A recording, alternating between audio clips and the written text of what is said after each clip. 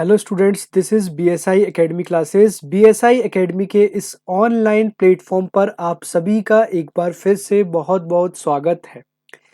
हम अपने UGC net 2025 जून में जो आयोजित हो चुका एग्ज़ाम, जितने भी हमारे पुराने जो एग्ज़ाम में आए हुए क्वेश्चन पेपर में जो क्वेश्चंस हैं, हम आपके लिए उनके लिए एक सीरीज़ लेके आए हैं। उनके लिए हमने एक स्पेशली डेडिकेटेड सीरीज़ जो है वो आप लोगों के लिए स्टार्ट की है, जिसमें हम लगभग 50 क्वेश्चंस ऑलरेडी सॉल्व कर चुके हैं। हम इस सीरीज के हेल्प से ये एनालाइज कर रहे हैं कि किस पैटर्न पे जो है आपका यहां पर क्वेश्चन पेपर आता है, किस पैटर्न पे जो है यूजीसी यानी कि एनटीए के द्वारा आपकी परीक्षा यहां पर ली जाती है।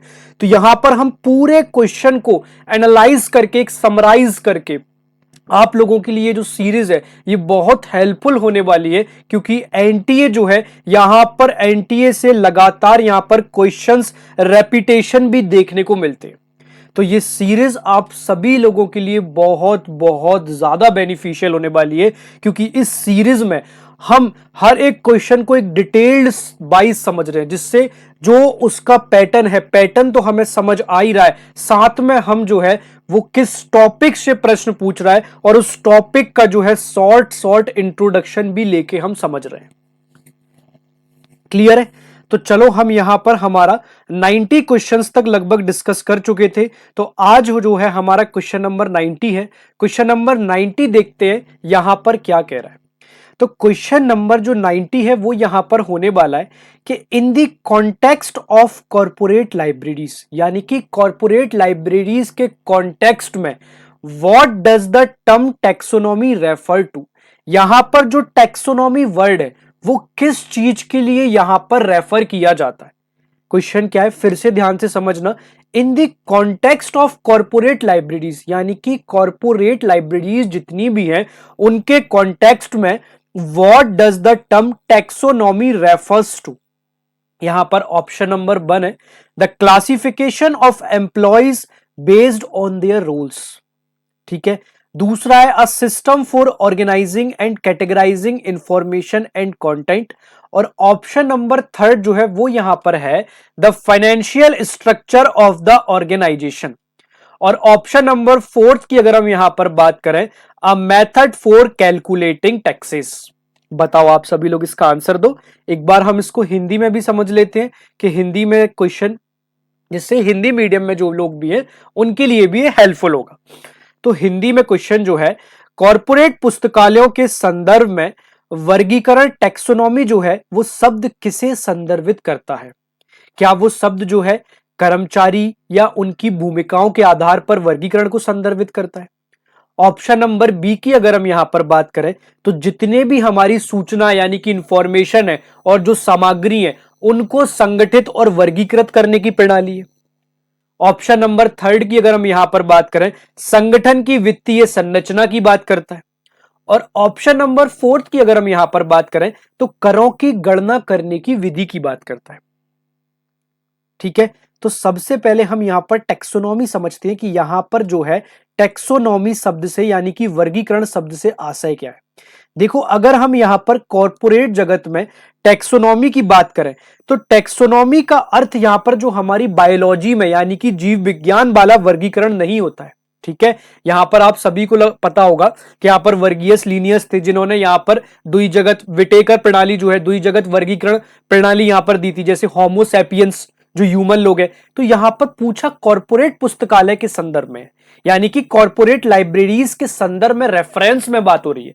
तो यहां पर जो है कॉर्पोरेट लाइब्रेरीज के रेफरेंस में अगर हम देखें तो टैक्सोनॉमी का जो अर्थ है, समझना ध्यान से, जो यहां पर टैक्सोनॉमी का अर्थ होने वाला है वो केवल यहां पर जीव विज्ञान का वर्गीकरण नहीं होता। ध्यान देना, यहां पर वो केवल यहां पर जीव विज्ञान के वर्गीकरण से नहीं होता है। जीव विज्ञान के वर्गीकरण से नहीं होता है। इसका जो उपयोग है, इसका उपयोग यहां पर व्यावसायिक सूचना, जितने भी हमारी व्यावसायिक सूचना है, ठीक है, जितने भी हमारी बिजनेस से रिलेटेड इंफॉर्मेशन है, ठीक है, जितने भी हमारे यहां पर डॉक्यूमेंट्स है, दस्तावेज जो हैं, और यहां पर जितने भी हमारा डिजिटल डेटा है उन सभी चीजों को यहां पर एक पदानुक्रम यानी कि एक हायरकी में व्यवस्थित करने के लिए टैक्सोनॉमी शब्द का यूज किया जाता है, ताकि जितने भी यहां पर यूजर्स हैं या फिर जो एम्प्लॉयज हैं वो उस जानकारी को एक विस्तृत हायरकी या पैटर्न वाइज उसको कॉर्पोरेट जगत की लाइब्रेरीज में यहां पर समझ सके। तो इसका करेक्ट आंसर क्या हो जाएगा, जितने भी हमारी देखो सूचना है यानी कि इंफॉर्मेशन है, और इंफॉर्मेशन के साथ साथ ठीक है जितने भी हमारी इंफॉर्मेशन है और जो कंटेंट है उसको एक प्रॉपर वे में ऑर्गेनाइज करना और कैटेगराइजिंग करना। क्लियर है? तो इसका करेक्ट आंसर क्या हो जाएगा, ऑप्शन नंबर 2। क्वेश्चन नंबर 90 आप लोगों को क्लियर हुआ? चले यहां पर नेक्स्ट क्वेश्चन पे, क्वेश्चन नंबर 91। बहुत इंटरेस्टिंग क्वेश्चन है क्वेश्चन नंबर 91 जो होने वाला है, बहुत इंटरेस्टिंग क्वेश्चन है और बहुत इंपॉर्टेंट क्वेश्चन है। आप ये समझना, ये भी एक प्रकार से मोस्ट रेपिटेटेड क्वेश्चन है। ठीक है, मोस्ट रेपिटेटेड क्वेश्चन समझना आप इस क्वेश्चन को भी।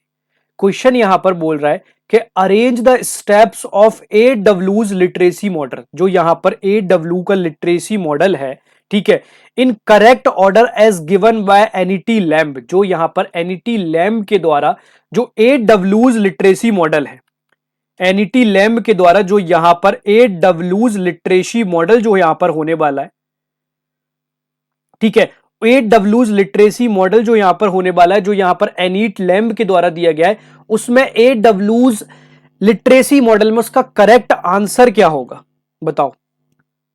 एक बार हिंदी में भी डिस्कस कर लेते हैं। देखो, एनीट लैम्ब द्वारा प्रदत्त AW के साक्षरता मॉडल के चरणों को यहां पर सही क्रम में व्यवस्थित करना यानी कि अरेंज करने का काम करना है यहां पर जो AW लिटरेसी मॉडल जिसे एनीट लैम्ब ने दिया था। तो सबसे पहले समझना यहां पर AW's लिटरेसी मॉडल है क्या। तो AW's लिटरेसी मॉडल जो है वो यहां पर साक्षरता का दिया हुआ मॉडल है, जिसे एक प्रॉपर अरेंजिंग में एनीट लैम्ब के द्वारा दर्शाया गया है कि यहां पर साक्षरता मॉडल में किस प्रकार से, ठीक है, किस प्रकार से यहां पर उसका करेक्ट ऑर्डर बनता है, वो यहां पर एनीट लैम्ब के द्वारा दर्शाया गया है। एनीट लैम्ब के द्वारा यहां पर AW लिटरेसी मॉडल दिया गया है। क्लियर? अब हम देखते हैं इनमें 8 चरण कौन कौन से थे। ठीक है, तो सबसे पहला था इसमें वॉचिंग, किसी भी चीज को यहां पर वॉच करना, देखना, और देखने के साथ साथ उसका अवलोकन करना। अवलोकन के तात्पर्य यह है कि यहां पर उस चीज को समझना। ठीक है, तो पहला क्या हो जाएगा हमारा वॉचिंग। दूसरा हो जाएगा हमारा यहां पर विगलिंग, WIGGLING, विगलिंग यानी कि किसी भी चीज की तैयारी करना, और वो तैयारी यहां पर उस चीज की निश्चितता और अनिश्चितता दोनों के साथ हो सकती है। क्लियर है? तीसरे की अगर हम यहां पर बात करें तो तीसरा है हमारा यहां पर वेविंग, यानी कि किसी भी चीज की खोज करना। हमने सबसे पहले किसी भी चीज को देखा, ठीक है, देखने के साथ साथ हमने उस चीज का यहां पर अवलोकन करा, अवलोकन के साथ साथ हमने उसकी तैयारी करी, और तैयारी के साथ साथ हमने जो है उसकी खोज करना चालू हुई। ठीक है, फोर्थ अगर हम यहां पर बात करें तो फोर्थ है हमारा यहां पर विशिंग। विशिंग से तात्पर्य यहां पर विषय चुनना, किसी भी चीज का यहां पर विषय चुनना। ठीक है, फिफ्थ अगर हम देख लेते हैं तो फिफ्थ हमारा जो होने वाला है वो होने वाला है यहां पर वांटिंग। वांटिंग से तात्पर्य यहां पर किसी भी चीज के रिसोर्सेज जुटाना यानी कि संसाधन इकट्ठे करना। भाई सबसे पहले हमने क्या करा, किसी भी चीज को देखा, अवलोकन करा, देखने अवलोकन के बाद उस चीज की हमने तैयारी चालू करी। अब तैयारी करने के लिए उस चीज की खोज करनी पड़ेगी, रिसर्च करना पड़ेगा। भाई रिसर्च करने के बाद पर्टिकुलरली हमें एक विषय चुनना पड़ेगा।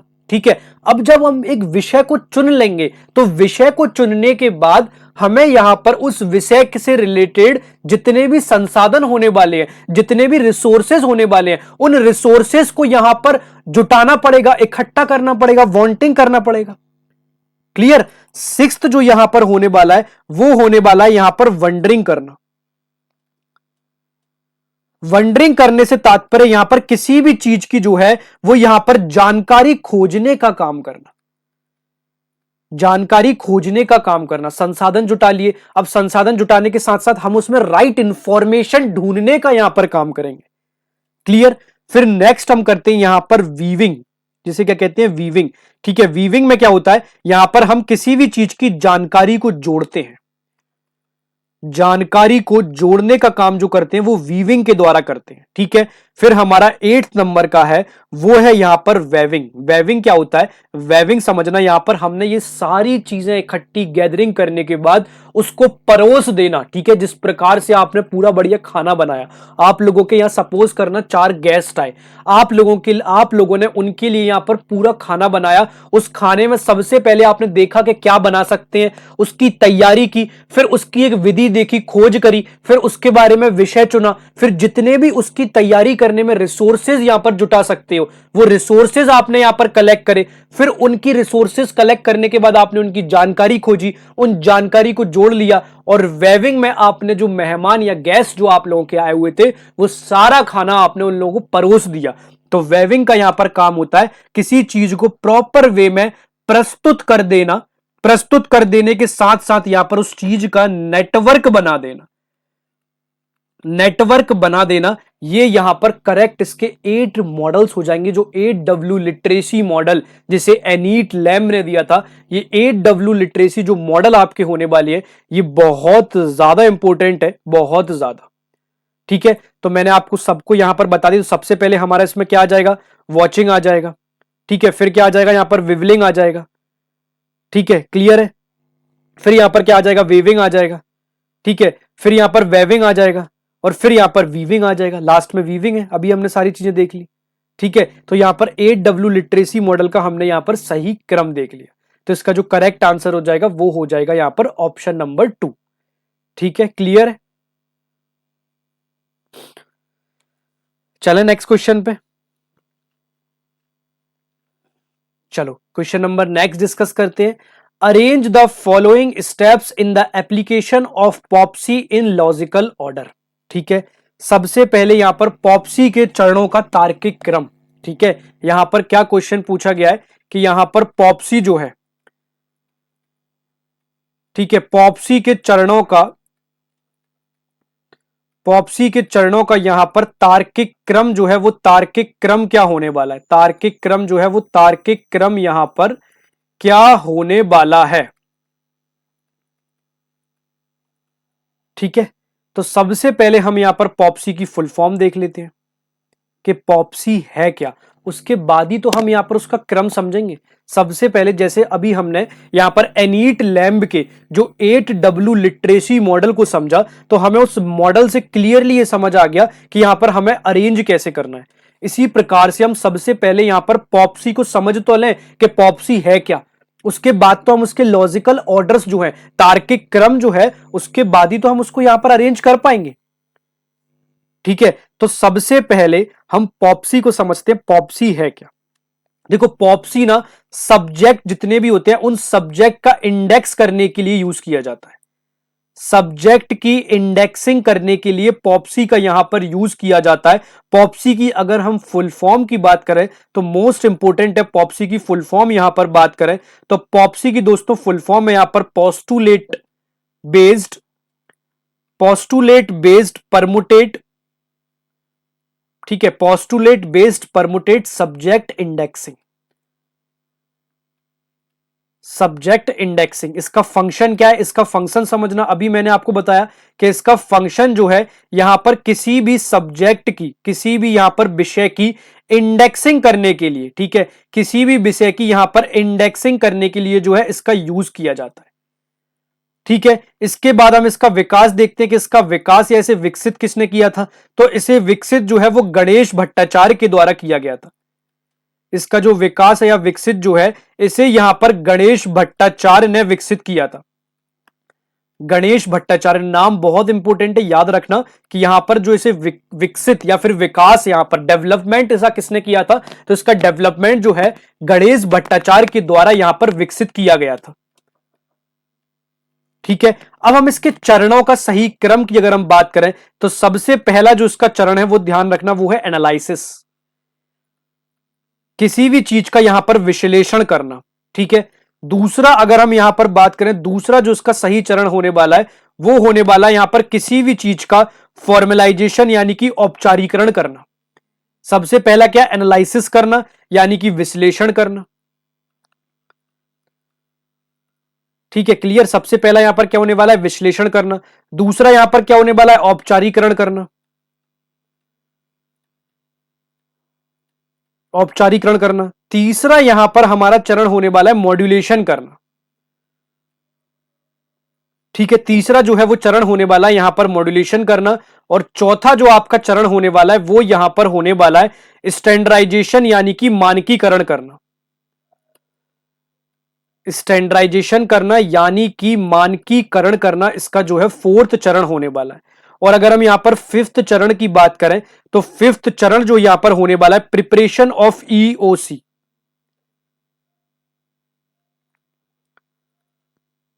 प्रिपरेशन ऑफ ईओसी यानी कि ईओसी की तैयारी करना। ठीक है, क्लियर है। तो अब आप लोग इसको एनालाइज कर लोगे प्रॉपर वे में कि इसका क्या करेक्ट आंसर होगा। तो इसका करेक्ट आंसर होगा यहां पर, सही उत्तर होगा यहां पर ऑप्शन नंबर 1। देखो सबसे पहले यहां पर डी आ जाएगा मॉड्यूलेशन करना, अभी हमने समझा। फिर यहां पर बी आ जाएगा फॉर्मलाइजेशन करना। ठीक है, फिर यहां पर ई आ जाएगा। ठीक है, फिर ए आ जाएगा, फिर सी आ जाएगा। ठीक है, तो इसका करेक्ट आंसर यहां पर होने वाला है ऑप्शन नंबर 1, DBEAC। और सारे चरण हमने समझ लिए। पॉप्सी मॉडल क्या होता है, पॉप्सी मॉडल हमने यहां पर समझ लिया। ठीक है, इसके बाद पहले हमने एनीट लैम्ब के सारे चरण यहां पर समझ लिए। एनीट लैम्ब में होता क्या है, कितने उसके चरण होते हैं वो बहुत अच्छे से देख लिए। ठीक है, दूसरा हमने यहां पर बहुत बेहतरीन तरीके से पॉप्सी मॉडल को समझ लिया कि यहां पर पॉप्सी मॉडल क्या होता है। अब हम यहां पर नेक्स्ट क्वेश्चन पे चलते हैं कि हमारा नेक्स्ट क्वेश्चन क्या होने वाला है।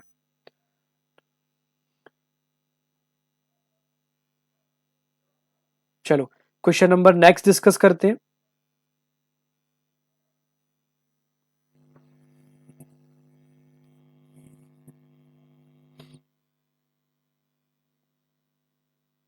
क्वेश्चन नंबर नेक्स्ट जो है वो थोड़ा सा ट्रिकी क्वेश्चन है और अच्छा क्वेश्चन है।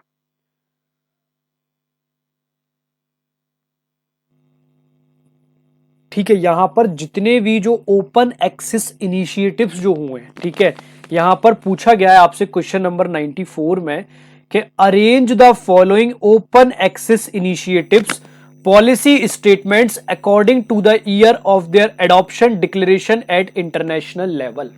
ठीक है, यहां पर जितने भी ये जो ओपन एक्सेस इनिशिएटिव्स हैं, यहां पर हमारे जितने भी जो है ओपन एक्सेस इनिशिएटिव्स जो होने वाले हैं, ओपन एक्सेस इनिशिएटिव्स जो होने वाले हैं, वो ओपन एक्सेस इनिशिएटिव जितने भी हमारे पॉलिसी स्टेटमेंट्स हैं उनको यहां पर adoption and declaration international level पर किस किस ईयर में किया गया था, उसके हिसाब से यहां पर उनको अरेंज करने का काम यहां पर करना है।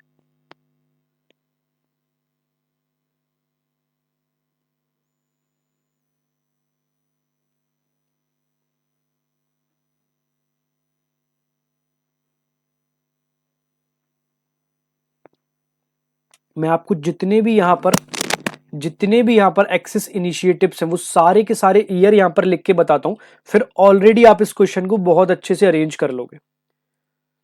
ठीक है, यहां पर एक बार हिंदी में भी देख लेते हैं कि हिंदी में क्या कह रहे हैं कि निम्नलिखित मुक्त पहुंचों पहल यानी कि जितने भी यहां पर ओपन एक्सेस इनिशिएटिव्स जो हैं, नीति कथनों को अंतरराष्ट्रीय स्तर पर यानी कि इंटरनेशनल लेवल पर उनके अपनाए जाने घोषणा किए जाने के वर्ष के अनुसार व्यवस्थित करें। यहां पर जितने भी ओपन एक्सेस इनिशिएटिव्स जो दिए हुए हैं वो यहां पर दिए हुए हैं और उनके अनुसार यहां पर इनको व्यवस्थित करने का काम यहां पर करना है।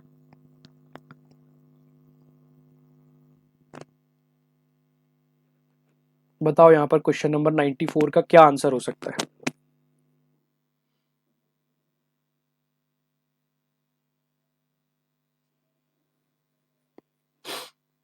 देखो सबसे पहले हम यहां पर स्पार्क की बात करते हैं। देखो SPARC, ठीक है, इसे कई बार शॉर्ट फॉर्म में आपके एग्जाम में ना स्पार्क भी आ जाता है।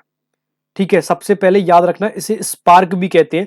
इसकी फुल फॉर्म ये देखो, ये लिखी हुई है। कई बार आपसे स्पार्क डायरेक्टली पूछा गया है कि स्पार्क की अगर हम यहां पर फुल फॉर्म की बात करें तो scholarly publishing and academic resources coalition, ये स्पार्क की फुल फॉर्म है। और इसे यहां पर 1998 का ये ओपन एक्सेस इनिशिएटिव है। कब का ये? 1998 का ये ओपन एक्सेस इनिशिएटिव है। ठीक है, नेक्स्ट चलते हैं हम यहां पर the Budapest open access initiatives. अगर हम यहां पर बुडापेस्ट ओपन एक्सेस इनिशिएटिव की बात करें तो यह जो है ये 2002 का ओपन एक्सेस इनिशिएटिव है। कब का? ये 2002 का।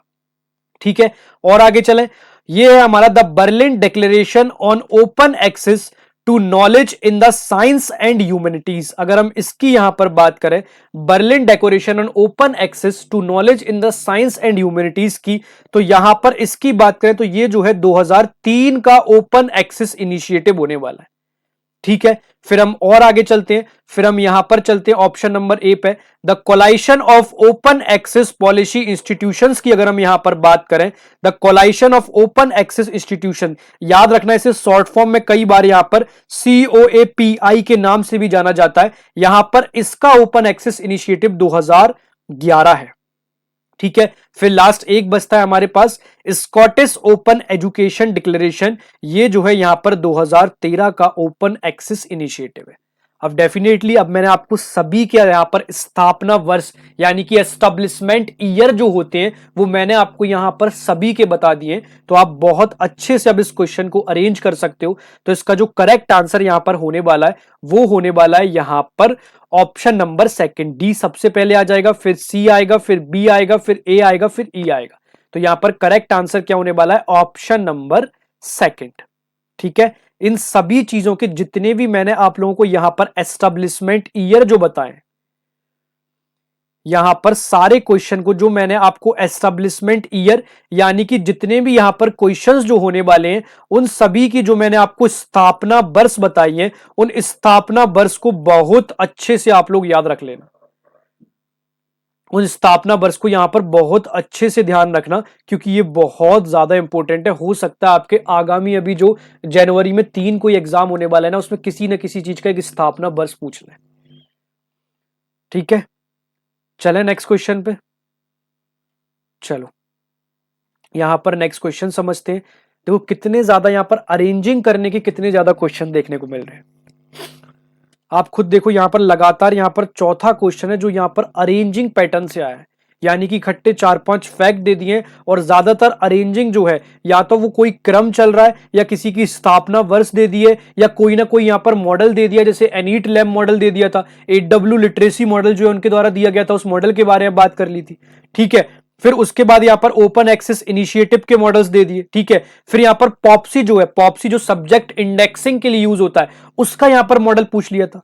तो बहुत ध्यान देने वाली यहां पर बात है कि यहां पर पूछा किस तरीके से जा रहा है, क्योंकि हमारा मेन उद्देश्य इन चीजों को सॉल्व करने का यह है कि हम उस पैटर्न को डिकोड कर सकें, उस पैटर्न को एनालाइज करके पूरा डिकोड कर सकें कि यहां पर जो क्वेश्चंस बनते हैं वो क्वेश्चंस का पैटर्न जो है वो किस लेवल का रहता है और यहां पर किस लेवल के क्वेश्चंस पूछने का जो तरीका यहां पर नेशनल टेस्टिंग एजेंसी का है वो किस तरीके से होने वाला है। क्लियर है? ये सीरीज डेफिनेटली आपको बोल रहा हूं, ये प्रॉमिस है मेरा आप सभी लोगों की बहुत ज्यादा हेल्पफुल होने वाली है। ये सीरीज आप सभी लोगों के लिए बहुत बहुत ज्यादा हेल्पफुल होने वाली है। चलो नेक्स्ट क्वेश्चन हम डिस्कस करेंगे अब क्वेश्चन नंबर 95। क्वेश्चन नंबर 95 जो है, arrange the following phases of disaster planning in appropriate sequence according to guidelines principles of IFLA। ठीक है, एक बार हिंदी में देख लेते हैं कि IFLA के दिशा निर्देशों सिद्धांतों के अनुसार आपदा नियोजन के निम्नलिखित चरणों को सही क्रम में व्यवस्थित करें। ठीक है, यहां पर IFLA के द्वारा ध्यान देना, क्वेश्चन पूछ रहा है कि यहां पर IFLA के द्वारा दिशा निर्देश सिद्धांतों के अनुसार आपदा नियोजन, ठीक है, यानी कि डिजास्टर प्लानिंग, ठीक है, उस डिजास्टर प्लानिंग की जो है डिजास्टर प्लानिंग की निम्नलिखित चरणों में सही क्रम में उसे व्यवस्थित करने का काम करो। किस चीज को? यहां पर डिजास्टर प्लानिंग को सही क्रम में व्यवस्थित करने का काम करना है। किसके अनुसार? यहां पर IFLA के दिशा निर्देशों के अनुसार।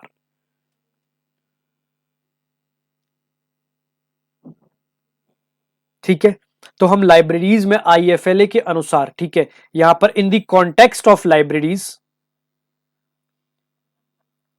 इन द कॉन्टेक्स्ट ऑफ लाइब्रेरीज, ठीक है, ध्यान देना, in the context of libraries, ठीक है, अकॉर्डिंग टू IFLA,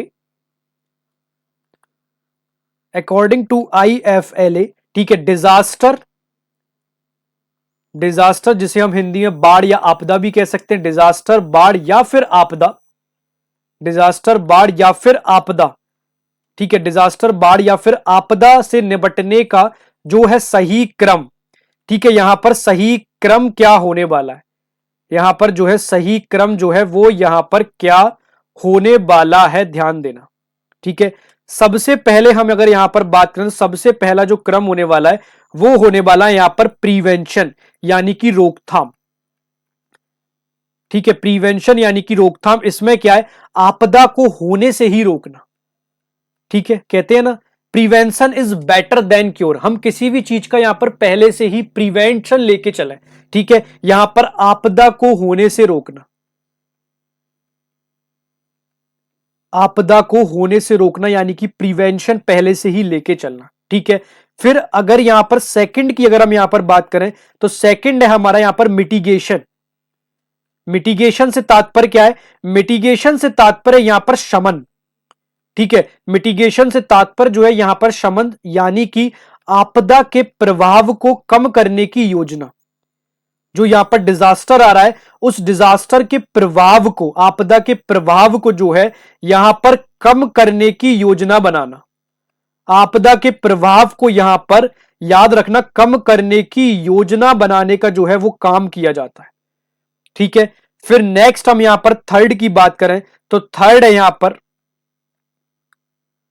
प्रीपेयर्डनेस, प्रीपेयर्डनेस से दोस्तों यहां पर तात्पर्य तैयारी, ठीक है, यानी कि आपातकालीन स्थिति के लिए तैयार रहना,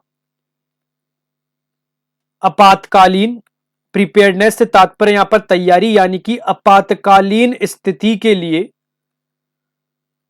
आपातकालीन स्थिति के लिए तैयार रहना, इमरजेंसी के लिए यहां पर ऑलवेज तैयार रहना, ठीक है।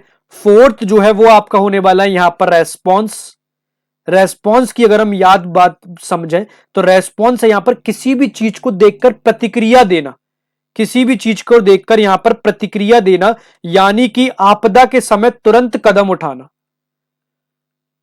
यानी कि यहां पर आपदा के समय जब भी यहां पर कोई भी प्रकार का किसी भी प्रकार का डिजास्टर आता है तो उस डिजास्टर के समय यहां पर तुरंत कदम उठाना, यहां पर तात्पर्य रिस्पॉन्स, ठीक है। फिर नेक्स्ट आता है यहां पर रिकवरी, उस नुकसान होने के बाद यहां पर रिकवरी यानी कि पुनर्प्राप्ति, ठीक है, नुकसान की भरपाई करना, ठीक है। मैं यहां पर नीचे लिख देता हूं कि यहां पर रिकवरी से तात्पर्य किसी भी चीज के होने के बाद यहां पर उस नुकसान की जो है उस नुकसान की भरपाई करना, और भरपाई करने के साथ साथ उस नुकसान की भरपाई के साथ साथ जो हमारी सामान्य स्थिति होती है उस सामान्य स्थिति में वापस लौट जाना, उस सामान्य स्थिति में यहां पर वापस लौटना, क्लियर है। अब तो आप इसका अरेंज कर लोगे बहुत बढ़िया तरीके से, तो इसका जो करेक्ट आंसर होगा वो होगा ऑप्शन नंबर डी, ठीक है। सबसे पहले अभी हमने देखा प्रिवेंशन करना, फिर क्या यहां पर मिटिगेशन करना, ठीक है, फिर यहां पर प्रिपेयर्डनेस रहना, फिर उस चीज का रिस्पॉन्स करना और रिस्पॉन्स के बाद यहां पर रिकवरी करना। तो मैंने आपको IFLA के अनुसार यहां पर जो library context of in the context of libraries है उसकी डिजास्टर प्लानिंग में जो चरण होते हैं वो पूरे यहां पर पूरे चरण वाइज आपको मैंने एक्सप्लेन कर दिए, क्लियर है। चले नेक्स्ट क्वेश्चन पे, चलो अब यहां पर आपसे नेक्स्ट क्वेश्चन में जो बिब्लियोग्राफिक यूटिलिटीज होती है ना उन बिब्लियोग्राफिक यूटिलिटीज का यहां पर आप लोगों से बिब्लियोग्राफिक यूटिलिटीज का ध्यान देना, आपसे यहां पर उनका स्थापना वर्ष पूछ लिया गया है। क्वेश्चन आसान है, मुश्किल बहुत ज्यादा नहीं होने वाला। पहले तो बताओ बढ़िया मजा आ रहा है, सीरीज हेल्पफुल लग रही है तो सब लोगों को आप लोग शेयर करो, ठीक है ज्यादा, और ये सीरीज हेल्पफुल होने भी वाली है आप लोगों के लिए, ठीक है। इसको मैक्सिमम लोगों के साथ शेयर करो, ज्यादा से ज्यादा अपने दोस्तों को बताओ। और अगर आप कोई भी एक छोटी सी जानकारी शेयर करना चाहता हूं, यहाँ पर अपनी जो केवीएस है केवीएस की भी यहाँ पर टीयर 1 की एग्जामिनेशन डेट फाइनली अनाउंस हो चुकी है, ठीक है। यहाँ पर केवीएस के द्वारा जो टीयर 1 है उसकी भी जो डेट है वो यहाँ पर फाइनली अनाउंस्ड हो चुकी है, ठीक है। तो टीयर 2 के जैसे EMRS हो गया, KVS हो गया, NVS हो गया, उन टीयर 2 के सबके यहां पर डिटेल्ड कोर्सेज हमारी एकेडमी में चल रहे हैं। तो आप लोगों को कोई भी वो डिटेल्ड कोर्सेज के बारे में यहां पर संपर्क करना चाहते हो तो डेफिनेटली आप हमारे कोर्सेज में एनरोल कर सकते हो और संपर्क कर सकते हो। ठीक है, चलो अब हम नेक्स्ट क्वेश्चन डिस्कस कर लेते हैं। ये तो मैंने छोटी सी जानकारी आपको साझा दे दी कि कोई भी चीज अगर आप पूरी इन डिटेल इन डेप्थ अगर पढ़ना चाहते हो तो पूरे कोर्सेज के मॉड्यूल में आपको बहुत बेहतरीन तरीके से सभी चीजों का थ्योरी के साथ साथ प्रैक्टिस और ये सारे क्वेश्चंस वहां पर ऑलरेडी सॉल्व कराए हुए हैं और हर एक टॉपिक को बहुत इन डेप्थ वहां पर पढ़ाया गया है। ठीक है, तो यहां पर ये जो क्वेश्चन है कि arrange the following bibliographic utilities institution according to their year of origin. ठीक है, यानी कि बिब्लियोग्राफिक यूटिलिटीज का यहां पर स्थापना वर्ष आपसे पूछ लिया गया है। यहां पर क्वेश्चन है कि निम्नलिखित ग्रंथ सूचियन उपयोगिता संस्थाओं को उनकी उत्पत्ति वर्ष के अनुसार यहां पर व्यवस्थित करने का काम यहां पर करना है। ठीक है, जितनी भी यहां पर बिब्लियोग्राफिक यूटिलिटीज है, ठीक है, ध्यान देना, जितनी भी यहां पर जो बिब्लियोग्राफिक यूटिलिटीज जो होने वाली है, बिब्लियोग्राफिक यूटिलिटीज जो होने वाली है उनकी स्थापना, बिब्लियोग्राफिक यूटिलिटीज की स्थापना के लिए यहां पर बात की जा रही है। स्थापना के लिए दोस्तों यहां पर बात की जा रही है। क्लियर है इंटरेस्टिंग। चलो बताओ उसका करेक्ट आंसर क्या होगा। देखो सबसे पहले लाइब्रेरी ऑफ कांग्रेस, आप सभी को पता है यहाँ पर सबसे बड़ा पुस्तकालय विश्व का, इसकी स्थापना यहाँ पर बात करें तो 1800 यानी कि 1800 में की गई थी। ठीक है, फिर नेक्स्ट है यहाँ पर OCLC, बहुत इंपॉर्टेंट है। आप लोग अगर यूट्यूब प्लेलिस्ट में जाओगे तो मैंने आपको पहले ही यहाँ पर OCLC पूरा इन डिटेल में पढ़ाया हुआ है। ठीक है, OCLC और कोर्सेज में तो बहुत डिटेल में पढ़ा हुआ है। ठीक है, तो OCLC कई बार आपसे शॉर्ट फॉर्म में पूछ लिया जाता है। तो OCLC की सबसे पहले full form Ohio college library centre है। इसकी स्थापना की अगर हम बात करें तो 1967 में जो है इसकी स्थापना की गई थी। ठीक है, फिर नेक्स्ट हम यहां पर देखें वेस्टर्न लाइब्रेरी नेटवर्क, तो वेस्टर्न लाइब्रेरी नेटवर्क की जो स्थापना है वो यहां पर 1972 में की गई थी। क्लियर है, फिर यहां पर नेक्स्ट हम देख लेते हैं कि रिसर्च लाइब्रेरीज ग्रुप की अगर हम यहां पर बात करें तो इसकी जो स्थापना है वो यहां पर 1974 में की गई थी। ठीक है, फिर और आगे चलते हैं यहां पर रिसोर्स डिस्क्रिप्शन एंड एक्सेस, किस पे, यहां पर रिसोर्स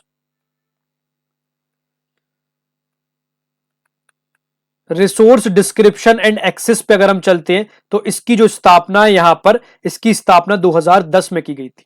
ठीक है, अब इन्हीं यहां पर ईयर ऑफ ओरिजिन के अनुसार जो यहां पर बिब्लियोग्राफिक यूटिलिटीज के जो इंस्टीट्यूशंस हैं उनको यहां पर अरेंज करने का काम आपको करना है। मैंने यहां पर सभी को स्थापना आपको बता दी। इससे पता है क्या समझ आया कि यहां पर लास्ट 2-3 क्वेश्चन से आपके जितने भी जो इंस्टीट्यूशंस हैं, ठीक है, जितने भी यहां पर जो इंस्टीट्यूशंस हैं उनकी स्थापना वगैरह, उनकी फुल फॉर्म वगैरह आपको यहां पर सभी की बहुत बेहतरीन तरीके से याद होना चाहिए, क्योंकि किसी एक की स्थापना वर्ष आपसे नहीं पूछा जा रहा। ऑलमोस्ट ऑलरेडी आप ये समझो कि आप पीजी के स्टूडेंट्स हो, पोस्ट ग्रेजुएशन, यानी कि आपका उस विषय में यहां पर मास्टर्स है। ठीक है, मास्टर्स डिग्री का मतलब ही क्या होता है कि आपका यहां पर उस विषय में मास्टर किया हुआ है। ठीक है, तो आपको इन सभी की क्लियरली एक प्रॉपर वे में अरेंजिंग तो होना चाहिए ना, सभी की स्थापना वर्ष तो पता होना चाहिए ना। ठीक है, यहां पे इसलिए किसी एक का स्थापना वर्ष पूछा ही नहीं जा रहा। ठीक है, तो इसका जो करेक्ट आंसर होगा वो हो जाएगा ऑप्शन नंबर 4। ठीक है, आप ऑप्शन नंबर 4 के अकॉर्डिंग देखोगे तो आपको इसके पूरे जो मैंने आपको अभी एस्टेब्लिशमेंट ईयर जो लिखाए हुए हैं वो सारे के सारे एस्टेब्लिशमेंट ईयर यहां पर मिल जाएंगे। और ये मैं कोई क्वेश्चन अपने टॉपिक से नहीं कर रहा था, जो यहां पर ऑलरेडी 2025 का जो जून का पेपर है एनटीए के द्वारा, नेशनल टेस्टिंग एजेंसी के द्वारा जो यहां पर ऑलरेडी पेपर यहां पर दिया हुआ है, वहीं से हम डायरेक्ट पेपर खोल के मैं आपको सॉल्व करा रहा हूं। और पेपर भी हम यहां पर डायरेक्टली एमसीक्यू टिक नहीं कर रहे हैं, हम बहुत बेहतरीन तरीके से डिटेल्ड में पूरे पढ़ते हुए चल रहे हैं। इन डिटेल्ड और इन डेप्थ हर एक चीज को हम यहां पर इन डिटेल्ड और इन डेप्थ देखते हुए चल रहे हैं। ठीक है, हम कोई भी क्वेश्चन उसको बारीकी से देख रहे हैं, अध्ययन कर रहे हैं, समझ रहे हैं कैसे पैटर्न से पूछा जा रहा है, और इसके साथ साथ हम उसको इन डिटेल्ड इन डेप्थ अध्ययन कर रहे हैं। ठीक है, तो सच बोल रहा हूं, ये प्रॉमिस है मेरा आप लोगों के साथ, ये सीरीज बहुत ज्यादा हेल्पफुल है, बहुत ज्यादा होता है ना, कभी कभी बिल्कुल core of the heart, inner heart आपकी बातें निकल जाती, तो पढ़ाते पढ़ाते वही लग रहा है, क्योंकि ये सीरीज सच में आप लोगों के लिए बहुत कारगर साबित होने वाली है। चलो नेक्स्ट क्वेश्चन सॉल्व करोगे। यहां पर देखो एक और अरेंजिंग से क्वेश्चन पूछ लिया। यहां पर लगभग हमने 6 या 5 क्वेश्चन अरेंजिंग से देख लिए कि arrange the directors of national library Kolkata in ascending order of their posting, यानी कि राष्ट्रीय पुस्तकालय कोलकाता, यहां पर राष्ट्रीय पुस्तकालय कोलकाता, राष्ट्रीय पुस्तकालय कोलकाता के निदेशों का क्रम क्या है? राष्ट्रीय पुस्तकालय कोलकाता के निदेशकों का यहां पर क्रम क्या होने वाला है? क्रम क्या होने वाला, ये आपसे प्रश्न पूछा गया है। Arrange the directors of national library Kolkata in ascending order of their posting, ठीक है, उनके कार्यालय के अनुसार, ठीक है, उनका यहां पर सही क्रम क्या है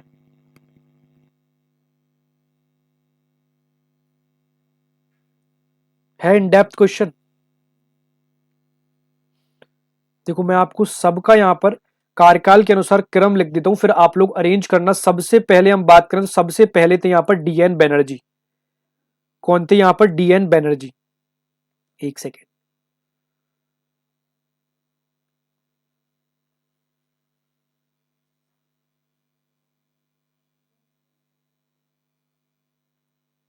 यहां पर जो सबसे पहले थे दोस्तों वो थे यहां पर D N Banerjee, D N Banerjee, ठीक है, क्लियर है। दूसरे थे यहां पर हरजीत सिंह, ठीक है। तीसरे थे यहां पर A R Bandopadhyay, A R Bandopadhyay, ठीक है। चौथे थे यहां पर एस के चक्रवर्ती, एस के चक्रवर्ती। और पांचवे थे यहां पर सुधेंदु मंडल, SUDHENDU, सुधेंदु मंडल, क्लियर है। आप अब इनको अरेंज कर लेना। इसका करेक्ट आंसर है यहां पर ऑप्शन नंबर सी, ठीक है। आप इनको बढ़िया तरीके से अरेंज कर सकते हो, क्या इसका क्वेश्चन होगा। देखो यहां पर हिंदी में भी देख लेते हैं कि राष्ट्रीय पुस्तकालय कोलकाता के निदेशकों को उनकी पद स्थापना के आरोही क्रम में व्यवस्थित करें, क्लियर। चलें आगे। देखो यहां पर फिर से एक अरेंजिंग का क्वेश्चन आ गया। क्वेश्चन है यहां पर arrange the following communication model in chronological order of their introduction. यहां पर जो आपका कम्युनिकेशन मॉडल जो है, ठीक है, यहां पर आपसे पूछा गया है जो आपका कम्युनिकेशन मॉडल यानी कि जो आपका संचार मॉडल जो है, यहां पर दोस्तों ध्यान रखना, जो आपका संचार मॉडल है, कम्युनिकेशन मॉडल है, उसका यहां पर कालक्रम क्या होने वाला है? उसका यहां पर जो कालक्रम है वो यहां पर कालक्रम क्या होने वाला है, ये आपसे प्रश्न पूछ लिया गया है। बताओ। मैं आपको फिर से सारी चीजें यहां पर लिख देता हूं, ठीक है। सबसे पहला यहां पर जो मॉडल है वो है यहां पर Shannon and Weaver model, Shannon and Weaver model, WEAVER, Shannon and Weaver model जो है वो यहां पर सबसे पहले वो 1949 में दिया हुआ था, ठीक है। नंबर बी हम यहां पर बात करते हैं, नंबर बी है यहां पर जैकोब्सन्स मॉडल, जैकोब्सन्स मॉडल की अगर हम यहां पर बात करें तो 1960 में दिया गया था। ऑप्शन नंबर थर्ड पे बात करते हैं तो यहां पर ऑप्शन नंबर थर्ड है यहां पर बर्लोज SMCR मॉडल, बर्लोज SMCR मॉडल की अगर हम यहां पर बात करें तो 1960 में यह मॉडल दिया हुआ था। ऑप्शन नंबर फोर्थ की अगर हम यहां पर बात करें, relay and relay model, relay and relay model जो है वो यहां पर 1960 में दिया हुआ था, ठीक है। देखो कितने क्लोज यहां पर पूछ लिए, मार्च है, ये जून है, ये अगस्त है, ठीक है। और यहां पर, ठीक है, जो आपका यहां पर स्क्रैमम इंटरेक्टिव मॉडल जो पूछा गया है वो यहां पर 1971 में दिया गया था। कई किताबों में आपको 1954 भी मिलेगा, लेकिन इसका जो करेक्ट आंसर है वो यहां पर 1971 है, ठीक है। तो इसका करेक्ट आंसर हो जाएगा ऑप्शन नंबर फोर्थ। क्लियर है सारे क्वेश्चंस, सारे मॉडल्स बढ़िया तरीके से समझ आ गए। चलो और आगे चलें।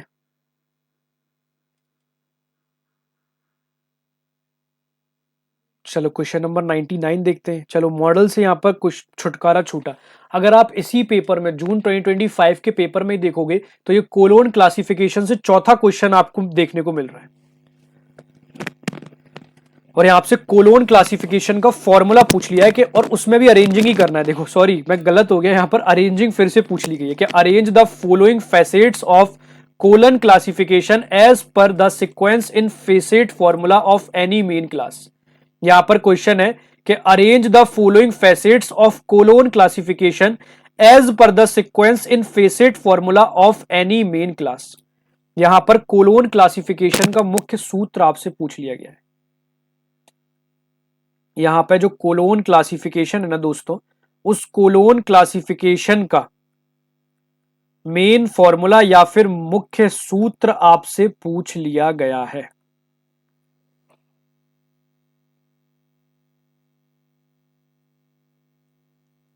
ठीक है, अब सबसे पहले जो कोलोन क्लासिफिकेशन है इसे याद दिया था यहां पर डॉक्टर एसआर रंगनाथन ने।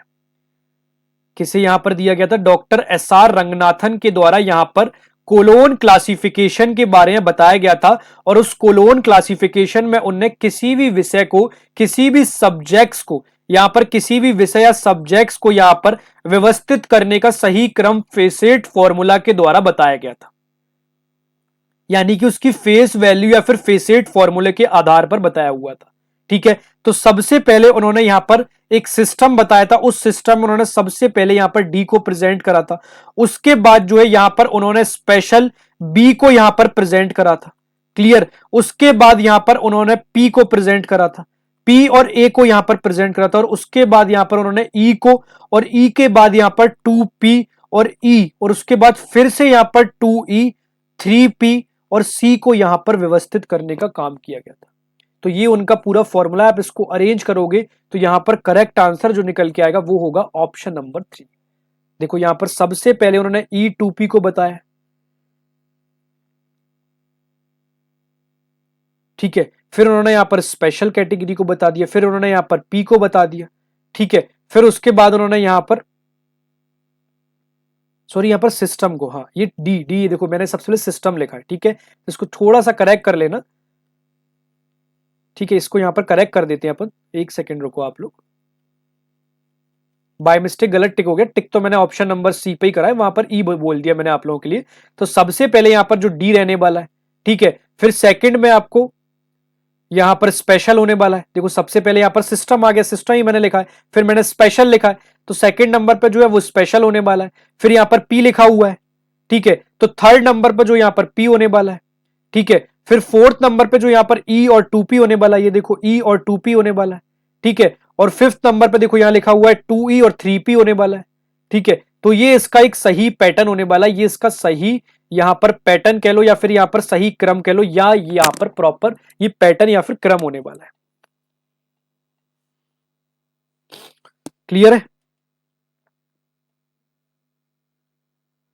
चले यहां पर देखो एक और अरेंजिंग का क्वेश्चन पूछ लिया कि arrange the correct order in which the following commissions were set up. ठीक है, यहां पर अलग अलग कमेटीज दे दी हैं, ठीक है, और ये जितनी भी कमेटीज है वो सारी की सारी यहां पर भारत में एजुकेशन, इंडिया में, ठीक है, इंग्लिश में लिख लेते हैं अपन, इंडिया में यहां पर जितनी भी ये कमेटीज हैं वो इंडिया में यहां पर एजुकेशन यानी कि शिक्षा, ठीक है, एजुकेशन या उनकी पॉलिसीज के लिए, उनकी पॉलिसीज मेकिंग के लिए, उनकी पॉलिसीज मेकिंग के लिए ध्यान देना, उनकी पॉलिसीज मेकिंग के लिए इन समितियों का गठन यहां पर किया गया है। इन पॉलिसीज मेकिंग के लिए इन समितियों का, इन पॉलिसीज मेकिंग के लिए इन समितियों का गठन यहां पर किया गया है। ठीक है, तो क्वेश्चन क्या पूछा कि भारत में, इंडिया में एजुकेशन पॉलिसीज मेकिंग के लिए यहां पर इन समितियों का यहां पर गठन किया गया है। हिंदी में लिख के बता देता हूं कि भारत में जितनी भी जो हमारी शिक्षा है और शिक्षा के साथ साथ यहां पर और नीति निर्धारण है, शिक्षा है और यहां पर जो नीति निर्धारण है, यहां पर उन नीति निर्धारण के लिए इन समितियों का यहां पर गठन किया गया है। शिक्षा और नीति निर्धारण के लिए ध्यान देना, यहां पर इन समितियों का यहां पर गठन किया गया है। इन समितियों का यहां पर जो है वो गठन किया गया है। ठीक है, अब हम यहां पर सारी कमेटीज देखते हैं, किसका क्या उद्देश्य था वो देखते हैं। उसके बाद ऑटोमेटिक आप लोग इनका सही अरेंज यहां पर क्रम कर लोगे। देखो, सबसे पहले हम यहां पर कोठारी आयोग की या फिर कोठारी कमीशन की बात करेंगे। सबसे पहले जो हम यहां पर बात करने वाले हैं वो कोठारी आयोग या फिर कोठारी कमीशन की बात करने वाले हैं। इसके गठन या फिर इसकी फॉर्मेशन की अगर हम यहां पर बात करें तो इसका गठन जो है वो 1964 में किया गया था।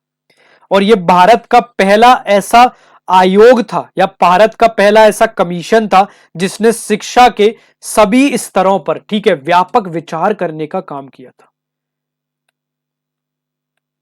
ठीक है, तो सबसे पहले कोठारी कमीशन कब आया वो भी हमने देख लिया, क्या करा वो भी देख लिया। नेक्स्ट हम चलते हैं, तो नेक्स्ट है यहां पर आचार्य राम मूर्ति समिति या फिर आचार्य राम मूर्ति कमेटी। आचार्य राम मूर्ति कमेटी, आचार्य राम मूर्ति कमेटी कह सकते हो या समिति कह सकते हो इस चीज को, आचार्य राम मूर्ति कमेटी या फिर समिति कह सकते हो।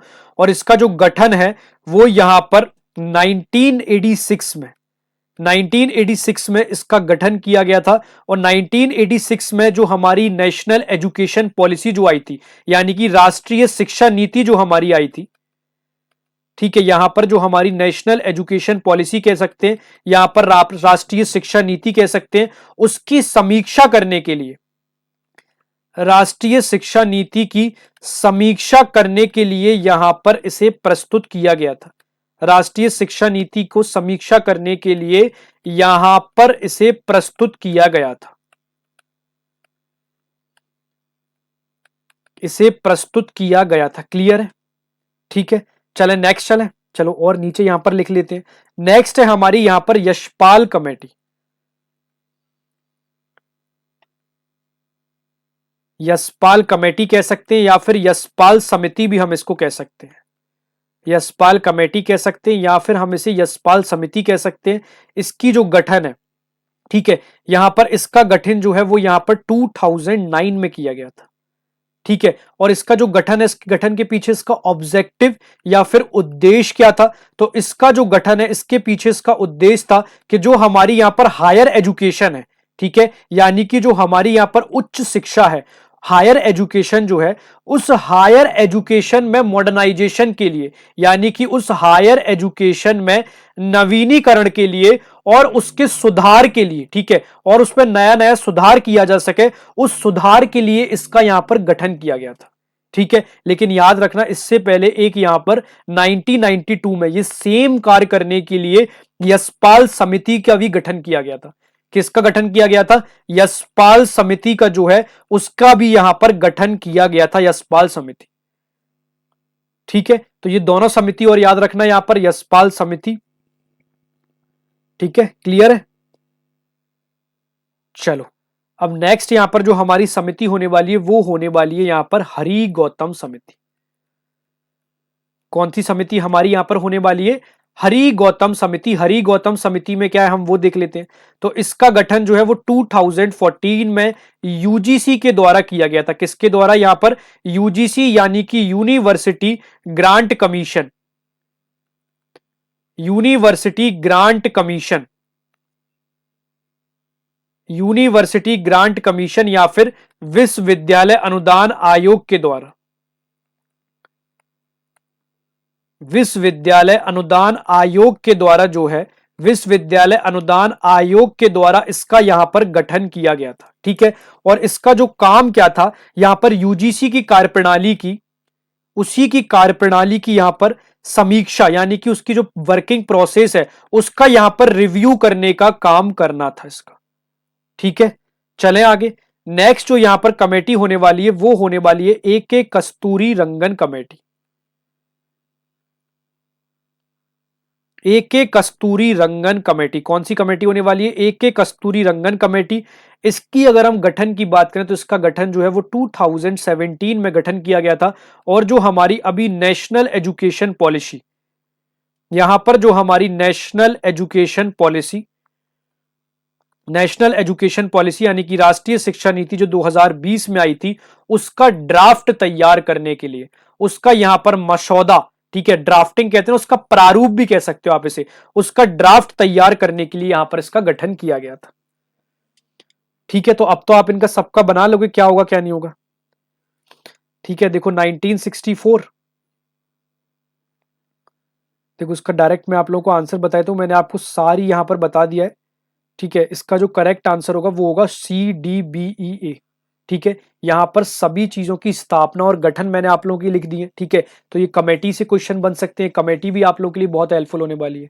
ठीक है, तो कमेंट में जरूर बताना कि आज की सीरीज जो है, आज का सेशन आप लोगों के लिए कैसा लगा, और ज्यादा से ज्यादा इसको शेयर करो, सब्सक्राइब करो। जिन लोगों ने अभी तक यहाँ पर चैनल को सब्सक्राइब नहीं करा है वो सभी लोग आप सब्सक्राइब कर लो। और इसके साथ साथ आप हमारा जो टेलीग्राम चैनल है उस टेलीग्राम चैनल से भी जुड़ सकते हो। टेलीग्राम चैनल में जितने भी फर्दर अपडेट्स है वो सारी फर्दर अपडेट्स जो है आपको टेलीग्राम चैनल के माध्यम से मिल जाएंगी।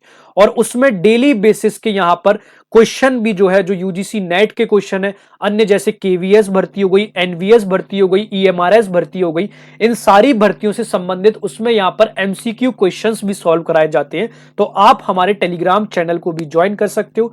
तो आज के सेशन को हम यहीं खत्म करते हैं। Bye bye class, take care class, बहुत सारी शुभेच्छाएं, जो बहुत जल्द आपका एग्जाम भी आने वाला है यहां पर। ठीक है, तो thank you so much class. तो आज के क्लास को, आज के सेशन को हम यहीं रखते हैं। कैसा लगा आप लोगों को ये सेशन, जरूर आप लोग कमेंट करके बताना।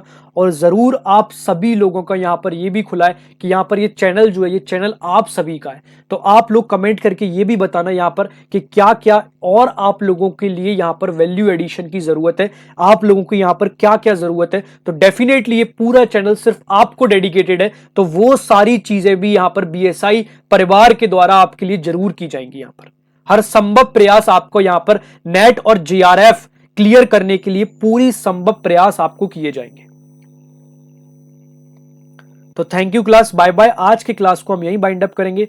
बहुत जल्द हम नेक्स्ट सेशन में मिलेंगे। और ये पूरे सेशन की सीरीज रेगुलर बेसिस पे आप पे चल रही है, तो आप जरूर इसको देखना।